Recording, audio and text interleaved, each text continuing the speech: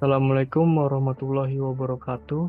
Perkenalkan, nama saya Rosadi Maja dari Prodi Komputerisasi Akuntansi semester 3 dengan NIM 2022 10308.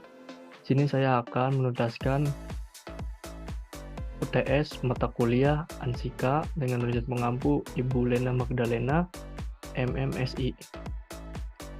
Di sini ada diagram konteks di nasabah dan nasabah menginputkan datanya, memberikan datanya kepada customer service dan diinputkan. Dari sistem ini, back office juga menginput data dari nasabah tersebut, lalu dijadikan laporan menjadi nasabah baru. Lalu laporan tersebut dilaporkan kepada kepala cabang. Setelah itu, bukti semua transaksi dari nasabah di-invite atau di-input oleh teller sebagai satu setoran awal dan memvalidasi seluruh transaksi yang ada. Setelah divalidasi, lalu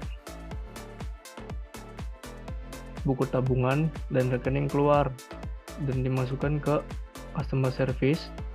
Setelah customer service, lalu diambil slip penarikan setoran dan transaksi, lalu dimasukkan ke back office.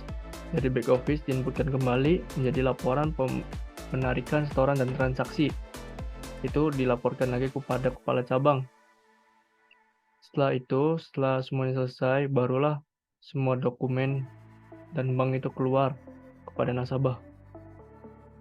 Di sini ada diagram level 0. Kita lihat ada nasabah di sini.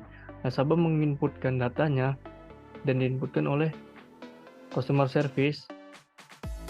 Setelah itu, dari proses penginputan itu sendiri dimasukkanlah data nasabah tersebut ke dalam sebuah database.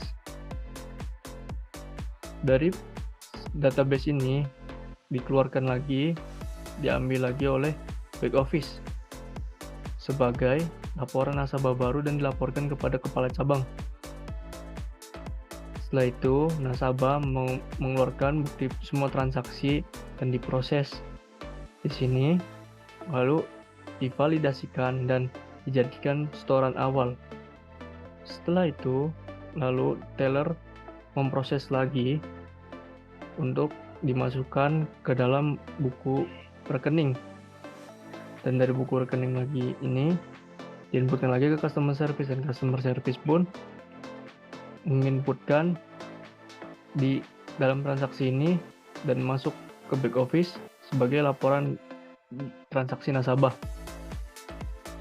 Dan di proses ini keluarlah semua dokumen bank, diantaranya buku rekening, tabungan, dan lain-lainnya, dan datanya pun disimpan di dalam dokumen bank.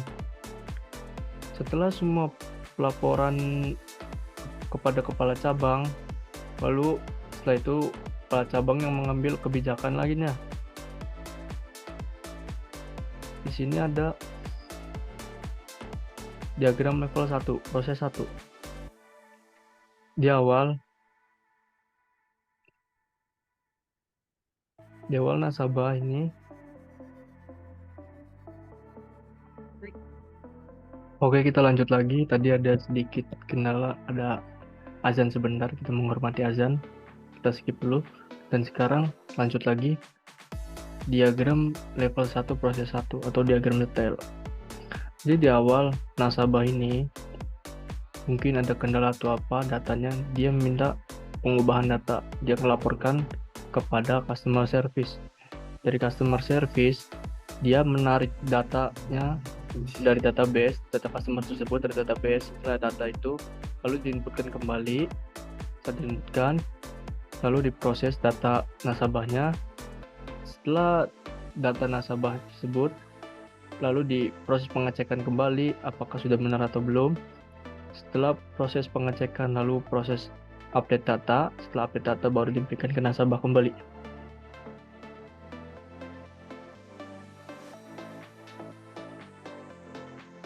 Oke, dan di sini ada selanjutnya ini diagram 1 proses 2. Jadi awalnya customer memberikan inputan datanya, lalu diproseslah pembuatan untuk rekening, tabungan, dan dokumen lainnya. Semua dokumen diproses oleh teller.